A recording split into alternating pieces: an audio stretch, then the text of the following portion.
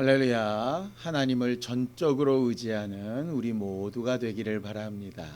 함께 기도하면서 오늘 수요 예배 하나님 앞에 드리겠습니다. 하나님 아버지, 오늘도 하나님 앞에 생명과 호흡을 얻고 받은 은혜와 긍휼을 기억하며 예배합니다. 예배하는 하나님의 사람들을 기억하여 주셔서 결정적인 순간에 하나님의 편에 속한 증거를 체험받는 귀한 예배가 되도록 이 예배와 함께하여 주시옵소서. 예수님의 이름으로 기도하였습니다. 아멘. 하늘에 계신 우리 아버지여, 이름이 거룩히 여김을 받으시오며 나라가 임하옵시며 뜻이 하늘에서 이룬 것 같이 땅에서도 이루어지이다. 오늘날 우리에게 일용할 양식을 주옵시고 우리가 우리에게 죄 지은 자를 사하여 준 것 같이 우리 죄를 사하여 주옵시고 우리를 시험에 들게 하지 마옵시고 다만 악에서 구하옵소서.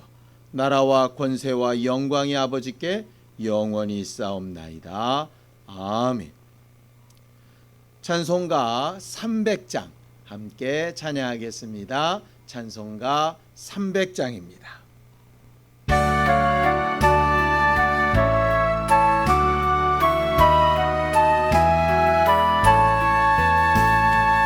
내 맘이 낙심되며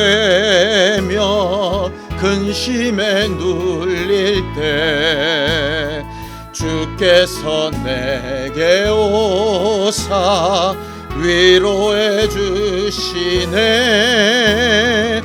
가는 길 캄캄하고 괴로움 많으나 주께서 함께하며 내 짐을 지시네. 그네가 내게 족하네. 그네가 족하네. 이 괴로운 세상 지날 때 그네가 족하네. 희망이 사라지고 친구 날 버릴 때 주 내게 속삭이며 새 희망 주시네. 싸움이 맹렬하여 두려워 떨 때에 승리의 왕이 되신 주 음성 들리네. 그네가 내게 족하네. 그네가 족하네. 이 괴로운 세상 지날 때 그네가 족하네. 번민이 가득 차고 눈물이 흐를 때 주 나의 곁에 오사 위로해 주시네. 환난이 닥쳐와서 어려움 당할 때 주님의 능력 입어 원수를 이기네. 그네가 내게 족하네. 그네가 족하네. 이 괴로운 세상 지날 때 그네가 족하네.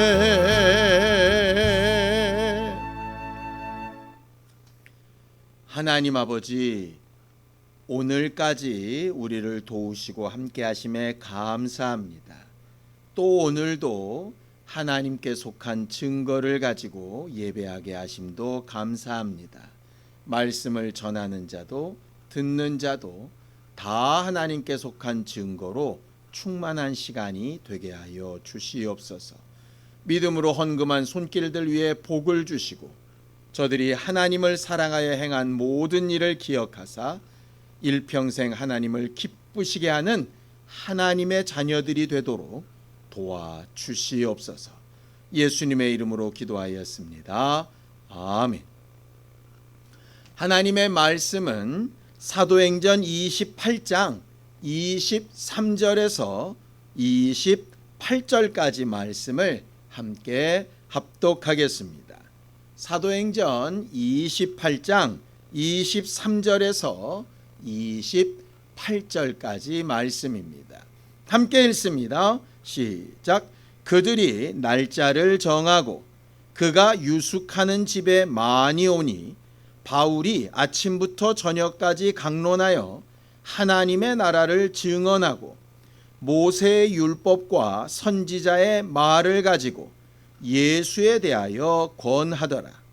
그 말을 믿는 사람도 있고 믿지 아니하는 사람도 있어 서로 맞지 아니하여 흩어질 때에 바울이 한 말로 이르되 성령이 선지자 이사야를 통하여 너희 조상들에게 말씀하신 것이 옳도다.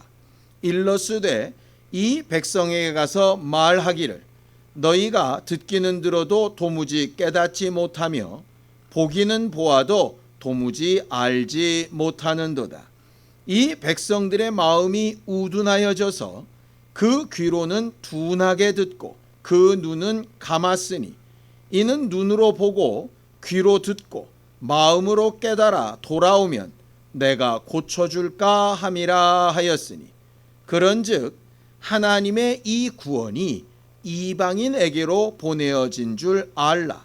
그들은 그것을 들으리라 하더라. 아멘. 우리는 이 세상을 살면서 하나님께 속한 하나님의 자녀된 하나님의 교회된 증거를 날마다 체험하며 사는 사람들입니다. 그럼에도 불구하고 우리의 겉사람, 이 육체는 여전히 죄인으로 있는 사람들과 똑같아서 이 육체가 먹고 마시고 행동하기 위해 노력하고 수고하고 땀을 흘리는 일이 필요합니다. 본래 하나님께서 영적 사람을 만드셨을 때는 그런 일이 필요 없는 에덴이라 하는 동산에 두셨지만 죄가 세상에 들어온 이후로 하나님이 주신 것만으로 사는 것이 아니라 자기 육체를 움직여서 수고하고 애써서 그 결실을 얻는 것이 우리의 사는 방법이 되게 하셨죠.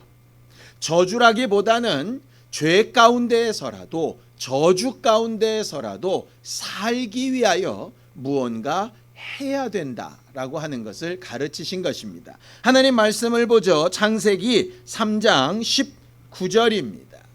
함께 읽습니다. 시작. 내가 흙으로 돌아갈 때까지 얼굴에 땀을 흘려야 먹을 것을 먹으리니 내가 그것에서 취함을 얻었습니다. 너는 흙이니 흙으로 돌아갈 것이니라 하시니라 그랬죠. 육체는 흙으로 만들어져서 결국 흙으로 돌아가게 되어져 있습니다. 그 육체가 사는 동안 우리의 인생 동안에는 흙에서 나는 것을 먹고 마시기 위해서 죄의 결과로 땅이 우리의 명령을 듣지 않고 임의대로 행동하는 그것을 이기기 위해서 땀을 흘리고 수고하고 애써서 거기서 나오는 결실과 결과를 취하는 것을 복으로 하나님께서 허락하셨습니다. 세상 사람들이 생각하는 복은 노력하지 않고 수고하지 않고 그냥 생기는 것을 복이라고 착각을 한다면 성경에서 말하는 복은 수고한 만큼 애쓴 만큼 그 결과를 얻고 누리는 것이 바로 복입니다. 하나님 앞에 우리가 복을 구하는 삶을 살려고 할 때에 복이 무엇인가를 잘 알아야 되기 때문에 우리가 얼마 전에는 그 복에 대한 내용을 잘 배웠었죠. 농사를 짓는 이가 때를 따라서 씨를 뿌리고 김을 매주고 또 합당한 것들 영양분을 공급해 주지 않으면 그 마땅한 결과물을 얻기가 어렵습니다. 학업을 하는 학생들이 정당한 때 자기가 해야 될 부분을 분명히 공부하고 머릿속에 넣어두고 이해하지 않으면 하나님께서 주신 기회에 그것을 사용하여 유익을 얻을 수 없게 되어지지요. 직장 생활도 마찬가지입니다. 이 세상에 직장에 들어가기 위해서 기준을 마치고 그 직장에서 주어진 직무를 잘 감당하지 아니하면 거기서 나오는 합당한 결과물을 얻지 못하게 되지요. 영적 생활인 기도도 마찬가지입니다. 마음만 가지고 있고 기도하지 않으면 응답은 없습니다. 분명히 하나님께서 약속하시기를 내 이름으로 무엇이든지 구하면 응답하겠다 하셨기 때문에 마음에 있는 것을 구하는 것, 우리는 분명히 노력하는 일이 필요합니다. 전도도 마찬가지입니다. 전도해야지라고 하는 소망함만 가지고 있고 실상 입을 열고 몸을 움직여 찾아가서 관심을 보이고 하는 일에 수고가 없으면 결실은 없게 되어지는 것이죠. 혹 결실이 있다 하더라도 그것은 내 결실은 아니게 되는 겁니다. 신앙생활을 제대로 하는 사람들은 그래서 육체로 사는 동안에 육체의 삶도 굉장히 성실하게 자기의 책무를 잘 감당하면서 하나님이 우리에게 주신 복의 기회들을 잘 누리고 그 결과들을 얻으려고 사는 사람들이 신앙생활을 잘 하는 사람들입니다. 세상 사람들이 오해하는 것처럼 신앙생활하는 사람들은, 예수 믿는 사람들은 노력도 하지 않고 힘들이지도 아니않고 그냥 마음의 원함만 가지고 기도만 몇 마디 하면 다 된다고 착각하는데, 그렇게 믿는 사람도 문제고 그렇게 알게 한 것도 문제입니다. 예수 그리스도도 이 땅에 오셨을 때에는 먹을 것을 구하기를 힘쓰셨고 또 전도하기를 힘쓰셨고 제자들을 가르치기를 힘쓰셨고 다른 이들을 위로하기를 힘쓰셨고 힘쓰고 애쓰며 간절히 간구하여서 소원을 아뢰고 하나님으로부터 응답을 얻는 신앙생활의 모범을 우리에게 보여주신 것이지요. 신앙생활 열심히 해야 하고 수고하며 해야 하고 우리가 이 세상을 사는 것 그 이상 열심을 내며 수고해야 신앙생활 하는 것이 맞습니다. 그런데 문제는 그렇게 힘쓰고 애쓰고 간절하게 노력하고 수고하고 땀을 흘려도 우리가 원하는 계획이나 결과를 다 얻지 못한다는 데 있지요. 그래서 우리는 간혹 실망하고 낙심합니다. 차라리 수고한 것이 없으면 낙심할 것도 없을 수 있습니다. 그런데 열심히 했는데 아주 애썼는데 사실은 그에 합당한 결과가 오지 않으면 마음이 상하게 되고 어려움을 겪게 되지요. 성경에 나와 있는 가장 큰 고난을 당한 사람의 대표격자가 욥 아니겠습니까? 욥은 하나님 앞에 나름 열심히 신앙생활을 해보려고 했던 사람입니다. 자기 자녀들이 혹시라도 죄에 빠질까봐 전전긍긍하면서 하나님 앞에 예배하고 제사를 드리고 하나님과의 관계를 좋게 하는 일에 많이 애썼던 사람이었습니다. 그럼에도 불구하고 병이 오고 자식들이 죽고 아내가 떠나고 친구들이 자기를 비난할 때 정말 낙심할 수밖에 없고 실망할 수밖에 없지요. 아브라함도 하나님의 말씀을 따라서 많이 수고했던 사람입니다. 75세에 하나님을 만나서 아버지와 친척 본토집을 떠나서 하나님이 주신다는 자손을 위하여 애쓰고 애썼는데 20년 가까이가 돼가는데도 도무지 아무리 애써도 하나님이 약속하신 자손이 오지 않으니 이스마엘이라고 하는 자손을 만들어내는 방법을 쓴 것 아니겠습니까? 마음이 상하고 실망했기 때문이지. 사울 왕이 굉장히 잘못한 일이 많은데 잘한 일 중에 하나는 신접한 자, 박수나 무당을 자기 지경에서 다 쫓아낸 것입니다. 하나님 앞에 관계가 좋을 때 매우 애쓰며 하나님과의 좋은 관계를 맺으려고 했지요. 그러나 하나님과의 관계가 틀어지고 하나님 앞에 응답이 없게 되니까 신접한 여자를 본인이 직접 찾아서 또 만나가려고 하는 잘못을 저지르게 됩니다. 왜냐? 자기가 한 것만큼의 수고에 결과가 없기 때문에 낙심하고 실망하는 거죠. 예수님의 제자들도 마찬가지입니다. 3년의 예수님 공생애 동안에 그들은 자기들의 것을 다 버려두고 정말 모든 욕을 먹어가며 많은 비난을 받아가며 예수를 따라가면서 예수가 메시아이심이 드러나기를 바랬습니다. 그런데 그 예수가 십자가에 달려 죽어버리시고 나니까 그들은 낙심하고 실망해서 다시 갈릴리로 고기 잡으러 가지 않습니까? 신앙인들이라도 나름 하나님의 명령대로 했던 사람들이라도 자기가 계획하며 생각하고 수고하고 애쓴 것에 반해서 합당한 결과와 그 열매가 나타나지 않으면 누구라도 실망하고 낙심할 수 있습니다. 저도 마찬가지고 여러분들도 마찬가지입니다. 이 세상을 살아가면서 우리는 하나님을 믿고 하나님을 신뢰하고 하나님의 도우심을 구하는데 때때로 오는 이런 낙심과 실망과 정말 우리의 마음의 수고가 다 무너져 내리는 것 같은 이런 경험들을 어떻게 해결할 수 있을까요? 그런 패배의식이나 그런 실망감이 너무 커지게 되면 사람들이 우울해지고 내가 도대체 왜 이렇게 힘써서 사는 건지 모르게 되고 지금까지 애썼던 모든 것들이 다 부정당하는 것 같아서 괴로워 자기 생명을 끊기도 하지 않습니까? 우리는 소망을 하나님 앞에 두어야 하는데 우리가 소망을 두고 열심히 했는데 소망을 두고 믿음으로 했는데 소망을 두고 아주 노력하며 누구보다도 애썼는데 합당한 결과가 나타나지 않았을 때 우리는 그 실망감과 낙심을 어떻게 해야 할까요? 하나님은 신앙생활의 기본이 내 마음이나 내 생각이나 내 계획이나 내 방법이 그대로 이루어지는 것이 아니라 모든 도움의 원천을 하나님 앞에 두고 하나님께서 주시는 방법과 하나님께서 주시는 길과 하나님께서 주시는 방향을 기대하고 소망하는 것이 신앙생활이라고 이렇게 말을 합니다. 하나님 말씀을 좀 보죠. 시편 42편 5절입니다. 시편 42편 5절입니다. 함께 읽습니다. 시작. 내 영혼아 내가 어찌하여 낙심하며 어찌하여 내 속에서 불안해하는가. 너는 하나님께 소망을 두라. 그가 나타나 도우심으로 말미암아 내가 여전히 찬송하리로다. 우리가 낙심하고 실망하는 것이 뭔지를 좀 가만히 생각해 보십시오. 하나님이 약속하신 것이 안 이루어져서 낙심하고 실망하는 겁니까?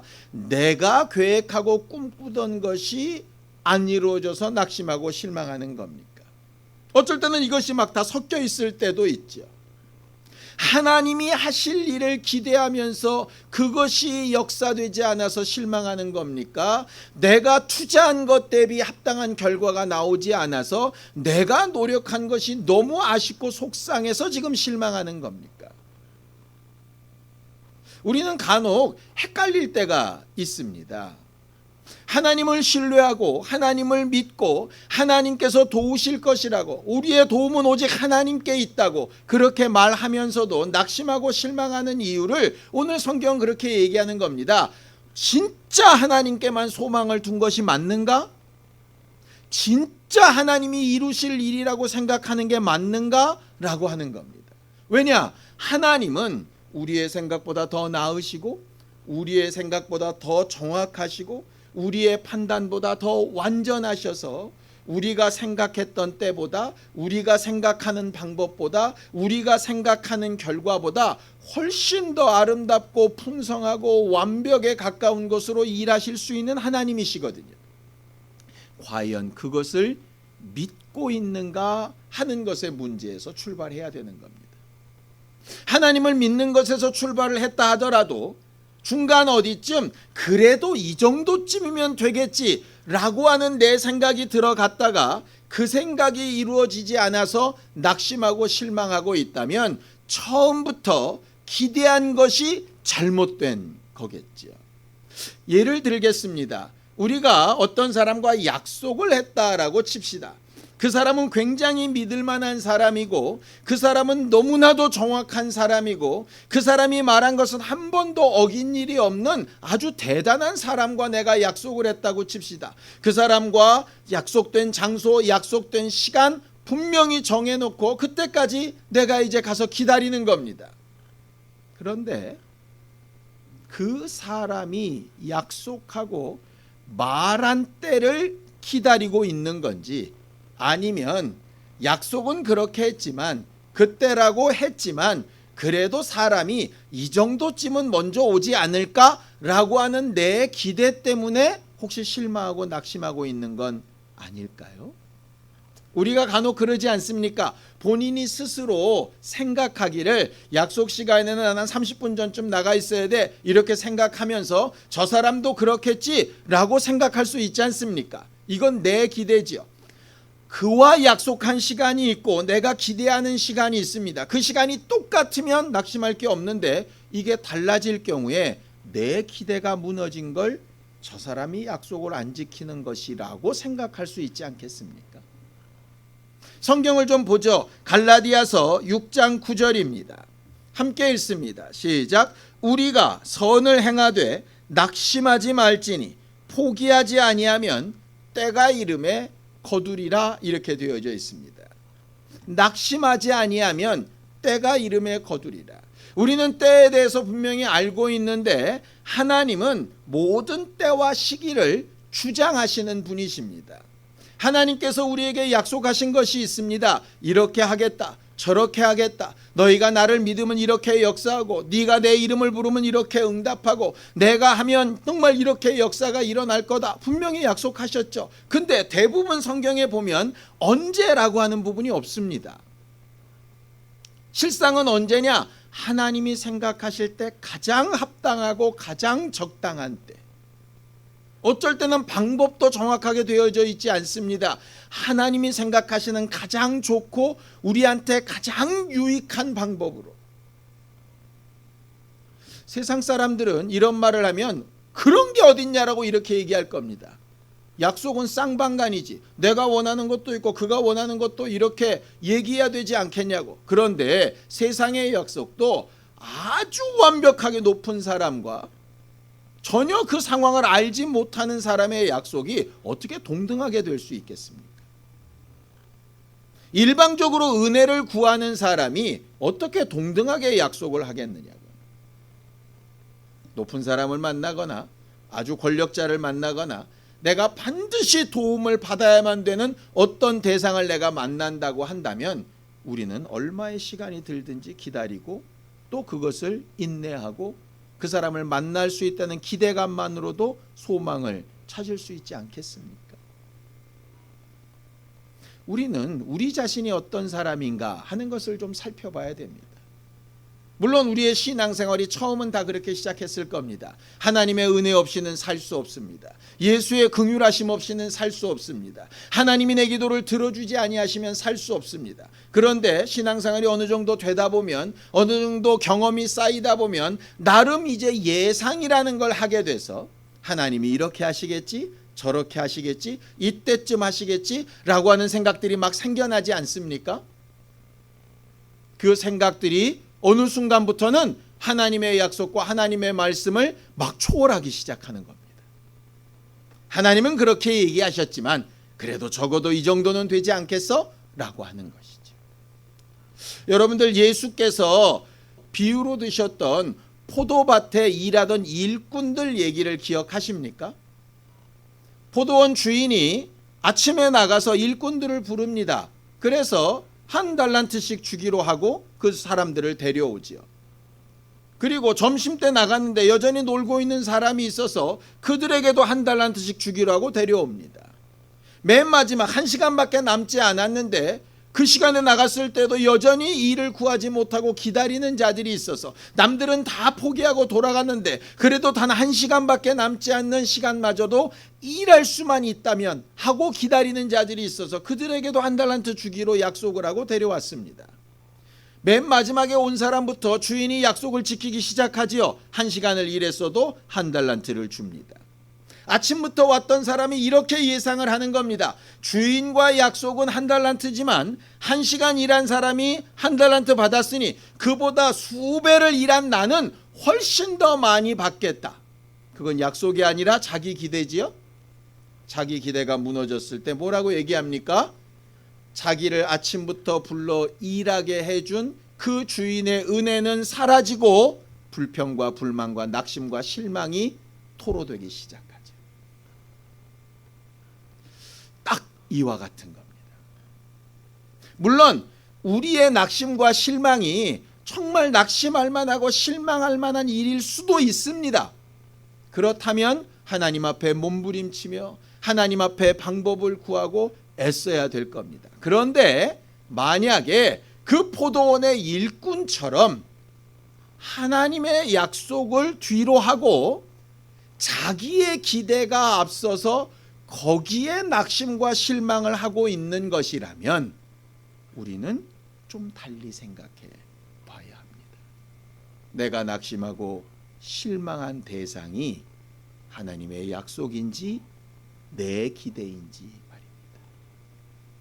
오늘 성경 본문에 보면 바울이 이제 로마에서 본격적인 전도 활동을 하는 상황이 기록되어져 있습니다. 성경을 좀 볼까요? 사도행전 28장 23절입니다. 함께 읽습니다. 시작. 그들이 날짜를 정하고 그가 유숙하는 집에 많이 오니 바울이 아침부터 저녁까지 강론하여 하나님의 나라를 증언하고 모세의 율법과 선지자의 말을 가지고 예수에 대하여 권하더라. 이렇게 되어져 있습니다.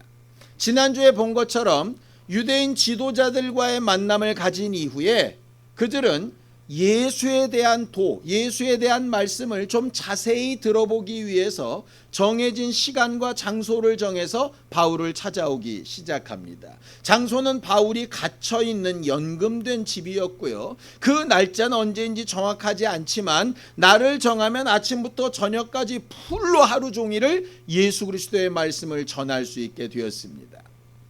바울을 지키는 로마 군인이 있어서 안전하게 보호된 상태에서 합법적으로 전도할 수 있는 계기가 열린 것이죠.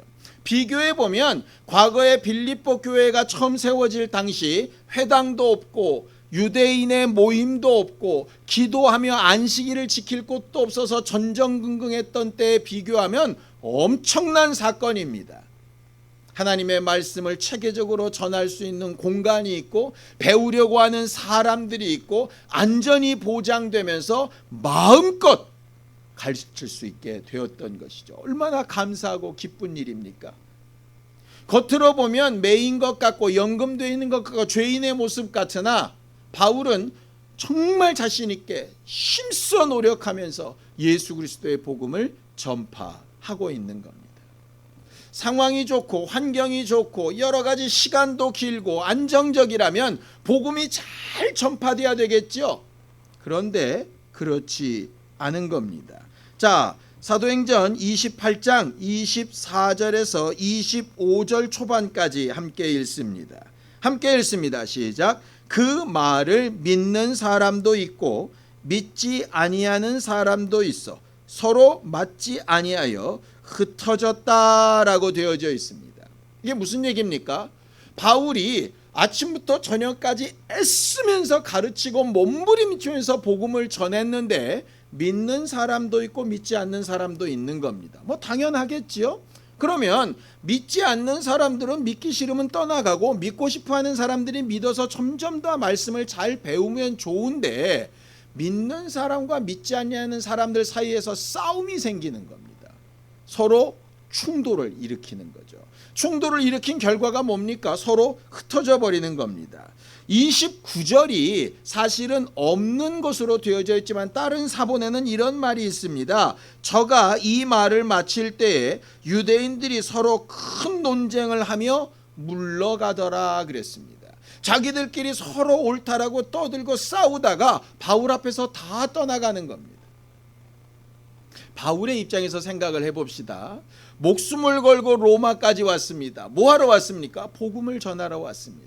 예수 그리스도를 변호하러 왔습니다. 지도자들을 만나고 그들이 선입견이 없는 것을 보고 뭔가 희망과 소망을 가졌을 겁니다. 그리고 그들이 날짜를 정하고 바울을 찾아와서 많은 사람들이 앞에 앉아서 성경을 아침부터 저녁까지 막 배우고 예수 그리스도에 대한 설명을 들었을 때 바울은 이 모임을 통해서 하나님의 큰 역사가 일어날 것을 아마 기대했을지도 모르겠습니다.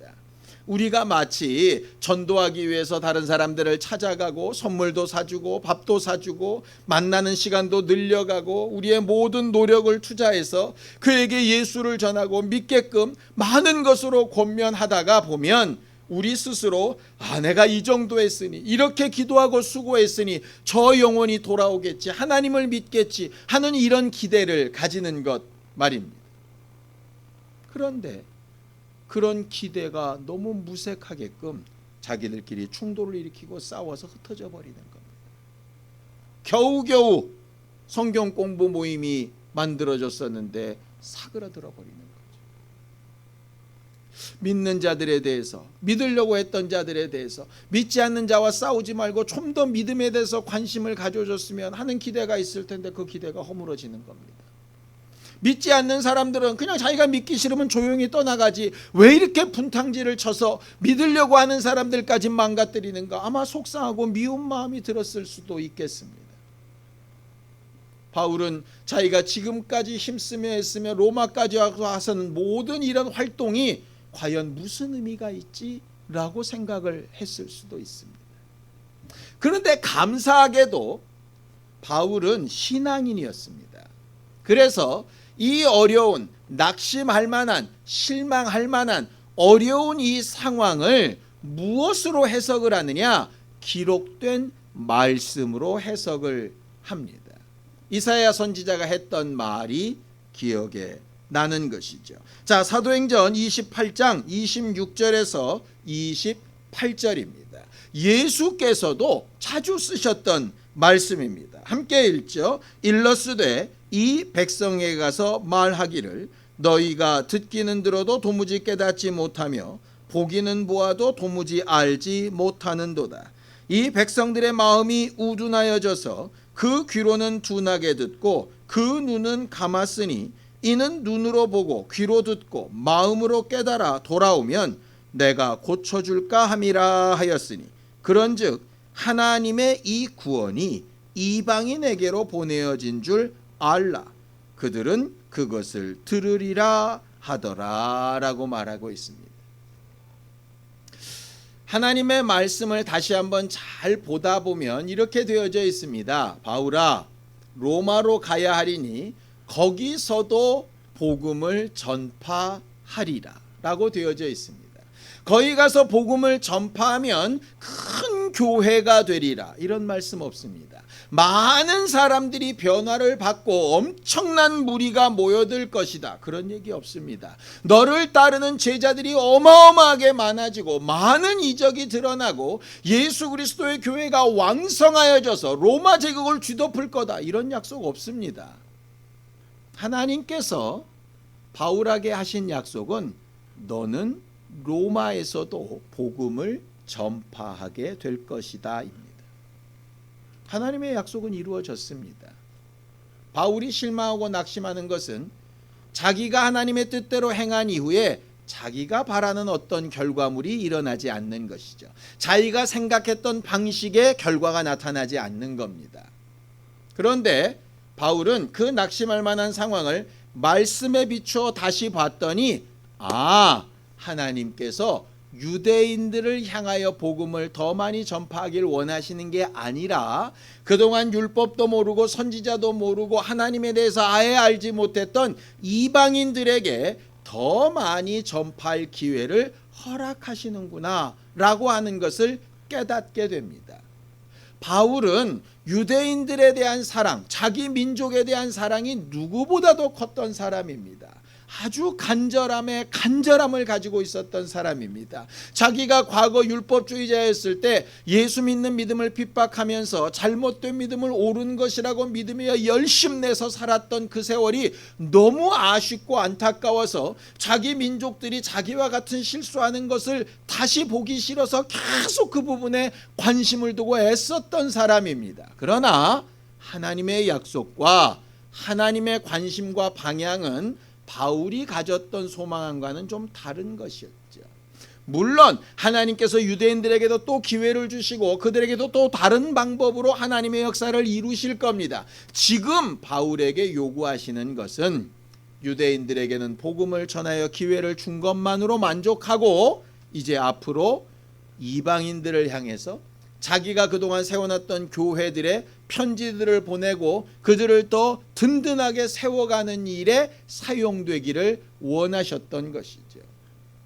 바울의 꿈은 로마 교회의 부흥이었을지 모르지만 하나님의 꿈은 전 세계 교회가 기초를 든든히 쌓고 성장해 나가는 것에 있었던 것 같습니다. 바울이 하나님의 말씀을 통해서 낙심과 실망을 이겨내지 못했다면 아마 낙심하고 실망하고 요나처럼 물고기 뱃속에서 그냥 죽기를 기대했을지도 모르겠습니다. 하나님께서 우리를 실망시키지 아니하시려고 쓰시는 방법은 하나님의 약속을 기억하고 생각나게 하시는 겁니다. 여러분, 신앙생활할 때 분명히 이 부분을 잘 분별해 봤으면 좋겠습니다. 내가 지금 믿고 소망으로 가지고 있고 기대하는 것이 진짜 하나님의 약속인지 아니면 하나님의 약속을 기초로 해서 그 위에 막 쌓아놓은 내 기대와 소망인지 어느 것인지에 따라서 낙심을 할까 말까를 결정해야 됩니다. 간혹 안타까운 때가 있습니다.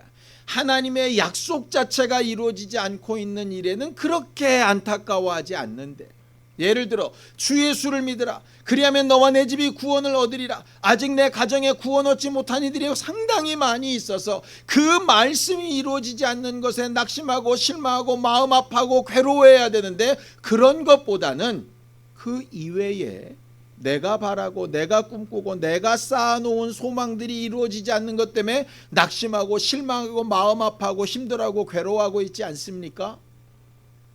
우리가 낙심하고 실망하는 이유가 과연 어디에 있습니까? 그거를 생각해 보는 귀한 시간이 되기를 바랍니다. 바울은 분명히 앞에 와서 말씀을 듣고 하나님의 복음을 전파했을 때 그걸 받아들인 사람들이 흩어지고 싸우고 그 모임이 사라지는 것이 굉장히 안타깝고 어려웠을 겁니다. 그러나 그것보다 더 큰 소망이 하나 있는데, 이들뿐 아니라 다른 이들에게도 내가 복음을 전파해야 된다라고 하는 소망이 생기는 겁니다. 이방인들은 들을 것이다 라고 하는 소망이 생길 겁니다. 하나님께서 그렇게 말씀하셨으니까 이제 방향과 방법을 바꿔야 되겠다라고 생각하는 겁니다. 낙심하고 실망하여 주저앉을 거냐, 하나님의 약속을 향하여 걸음을 옮길 거냐 하는 것이 바로 믿음의 판단이고 하나님께 속한 사람의 증거가 됩니다. 우린 앞으로도 살아가면서 수많은 낙심할 만한, 실망할 만한, 답답하고 속상할 만한 일들을 많이 만나게 될 겁니다. 노력하지 않고 힘쓰지 않고 대충대충 했을 때보다는 노력하고 힘쓰고 모든 것을 쏟아부었을 때 아마 더 큰 실망감과 낙심을 느낄 수 있을지도 모르겠습니다. 그럴 때 하나를 생각해 봤으면 좋겠습니다. 하나님의 말씀은 뭐라고 하셨는가? 하나님의 약속은 뭐라고 하셨는가? 낙심치 말라 하신 그분이 뭐라고 약속하셨는가? 내가 낙심하고 있고 실망하고 있는 것이 정말 그분의 약속이 맞는가?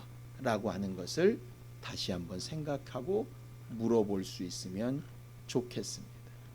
하나님의 말씀으로 말미암아서 낙심치 아니하는 교회가 되어져 가기를 예수님의 이름으로 축원합니다. 기도하겠습니다.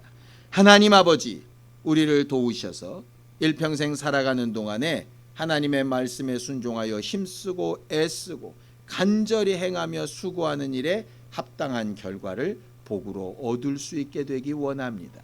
그러나 하나님, 혹 그렇지 못할지라도 그런 것으로 인해 낙심하거나 실망하거나 무너지지 아니하고 하나님의 약속하신 말씀을 따라 낙심치 않고 때가 이르면 거두며 하나님의 도우심이 있을 것을 기대하며 분명한 주의 약속을 따라 믿음과 인내로 승리하며 결실하기까지 기다리는 신령한 우리 모두가 될 수 있도록 도와주시옵소서. 원수는 우리들 밀가부르듯 하려고 청구할 것이나 우리는 하나님 앞에 온전히 도움되신 하나님의 약속과 은혜를 구하며 사모하오니 우리 각 사람의 마음을 아시고 주장하시는 하나님께서 붙드시고 위로하여 주시옵소서. 이제는 우리 주 예수 그리스도의 은혜와 하나님 아버지의 극진하신 사랑과 성령님의 감동하시고 함께하시는 분명한 증거가 말씀을 근거로 낙심치 않기를 결심하는 우리 모두 위에 이제부터 영원까지 함께 있을지어다. 아멘.